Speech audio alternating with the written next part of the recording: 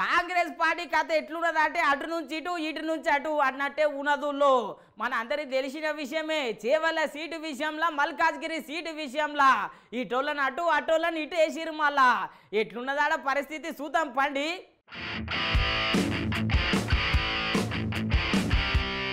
అసలు కాంగ్రెస్ పార్టీ లెక్కనే అలాగున్నదుల్లో అటోళ్ళని ఇటు ఇటోళ్ళని అటు మార్చుకుంటా కొత్త లిస్టులా ముందుకు చేర్చుకుంటా పోతున్నది.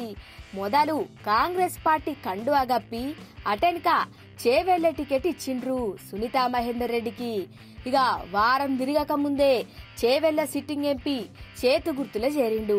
ఇక ఇంకేమున్నది, సిట్టింగ్ సీటును మళ్ళా సిట్టింగ్కే ఇచ్చిండ్రు. సునీతా మహేందర్ రెడ్డిని మేడ్చల్ మల్కాజ్గిరి తోలిండ్రు. ఒకరికి ఆడా ఒకరికి ఈడా కలిసి వస్తది, పక్కా గెలుస్తారు అని నిర్ణయం తీసుకున్నారంట.